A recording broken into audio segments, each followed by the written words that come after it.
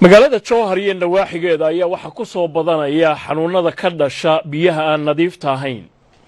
waxa arrintan ay ka dambeysay markii dhowr toddobaad ka hor webiga Shabeelle uu si weyn ugu soo fatahay deegaamadaasi. dadka ku barakacay daadadkaasi ayaa waxa ay ka cabanayaan dhibaatooyin kale oo xagga nolosha ah sida uu noogu soo warramay wariyahayaga Ibrahim Cali Nuur. taniyo markii webiga Shabeelle uu ka fatahay deegaanada hoos yimaada magaalada Jowhar ee caasimada dowlad goboleedka Hirshabeelle ayaa fatahaadaasi waxa ka dhashay caafimaad daro iyo xaalado adag oo dhanka nolosha ah kadib markii biyaha fatahaada ay go'doomiyeen deegaano dhowr ah isla markaana ay gooyeen beero fara badan dalagyadii ku yiilay. qoysas badan ayaa ilaa hadda barakac ka ah xaafadooda kadib markii biyaha ay galeen guryahooda.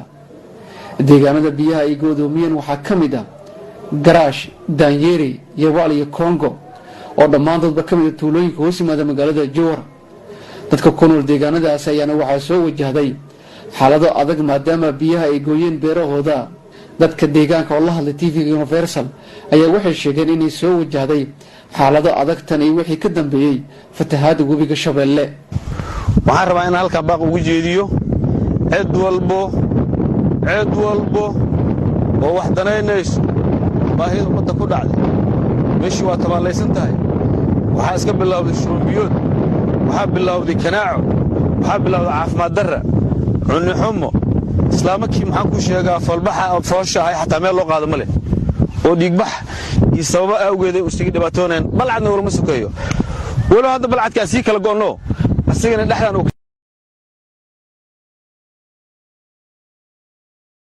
cid walba wax danaynayso ummadaasu isdhaysu gacan waad ka gaartaa gaar ahaan dowlad goboleedka Hirshabeelle.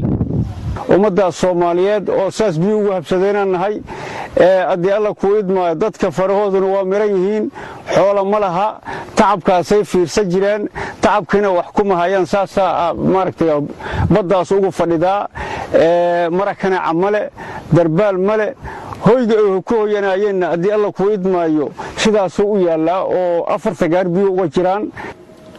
dhinaca kale xogayaha guud ee maamulka gobolka Shabeellaha Dhexe Abshir Ibrahim Maxamuud ayaa baaq dheer wuxuu u diray dowladda federaalka Soomaaliya iyo hay'adaha samafalka.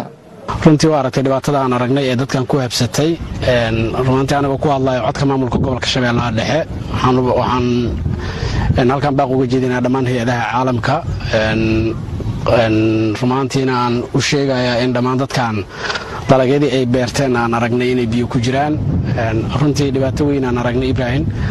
waxaan rabaa inaan halkan baaq uga jeediyo madaxda ugu sarreysa dowlad goboleedka Hirshabeelle tan dowladda federaalka ah sida wasaaradaha gargaarka ee dowlad goboleedka Hirshabeelle tan dowladda federaalka ah.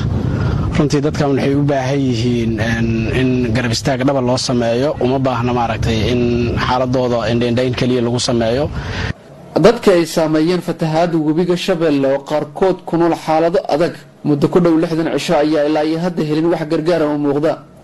Ibrahim Cali Nuur, TV Universal, Jowhar.